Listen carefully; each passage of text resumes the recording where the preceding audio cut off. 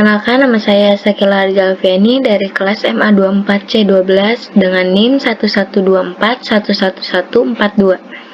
Baik, di sini saya akan menjelaskan anggaran induk perusahaan atau biasa disebut master budget. Nah, anggaran induk adalah rencana keuangan lengkap yang disusun oleh perusahaan untuk satu periode, biasanya 1 tahun. Anggaran ini menggambarkan bagaimana perusahaan akan menjalankan seluruh kegiatan usahanya, baik dari sisi operasional maupun keuangan.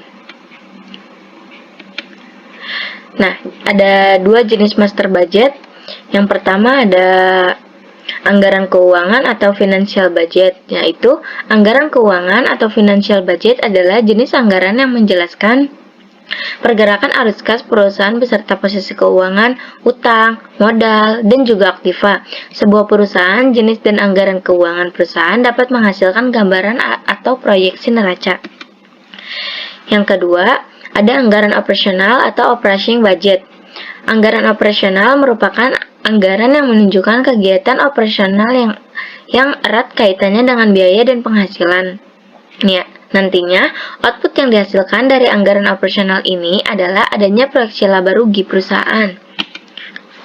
Nah, manfaat master budget yang pertama itu perencanaan yang lebih baik.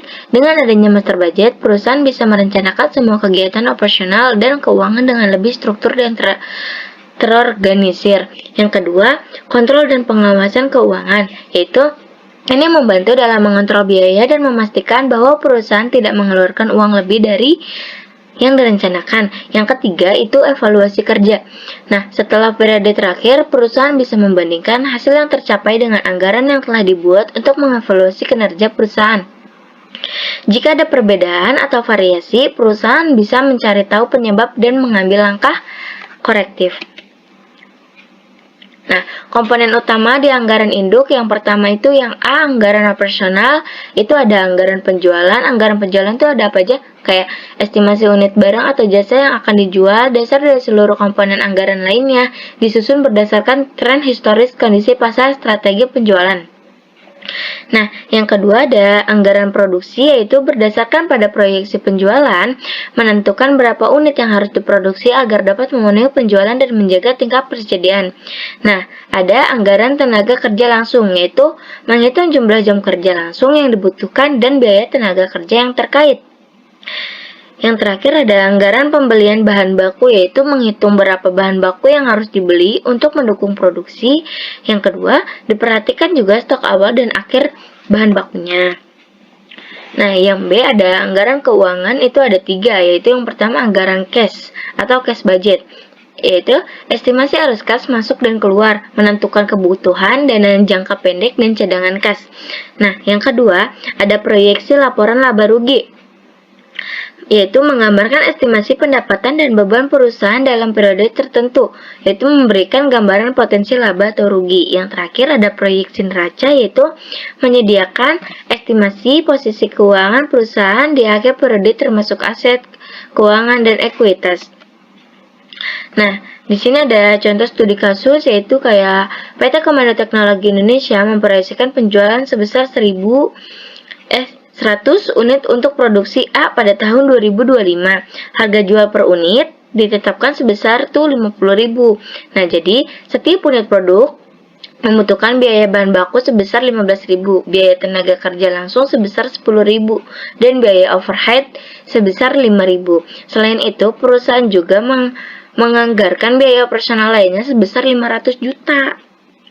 Perusahaan menargetkan laba bersih sebesar 15% dari total penjualan. Nah, dari perhitungan tersebut dapat disusun jadi kayak total penjualannya 100 unit dikali 50.000, jadi 5 juta. 5 juta. Nah, total biaya produksi itu 100 unit dikali 15.000 ditambah 10.000 ditambah 50.000 ditambah 5.000 jadi 3 juta. Nah, laba kotornya ada 5 juta dikurang 3 juta, terus jadi kan 2 juta. Laba bersih setelah dikurangin biaya operasional, 2 juta dikurang 500.000. Nah, sekitar 1.500.000. Berdasarkan estimasi tersebut, PT Komando Teknologi Indonesia dapat menyusun proyeksi arus kas, laporan laba rugi, dan neraca sebagai bagian dari anggaran tahun 2025. Nah, di sini ada kesimpulannya kayak anggaran induk adalah rencana keuangan yang menyeluruh yang mencakup seluruh aktivitas perusahaan dalam suatu periode. Fungsinya untuk membantu perencanaan, koordinasi, pengendalian, dan evaluasi kinerja agar tujuan perusahaan tercapai secara efektif dan efisien. Sekian dan terima kasih. Saya ucapkan wassalamualaikum warahmatullahi wabarakatuh.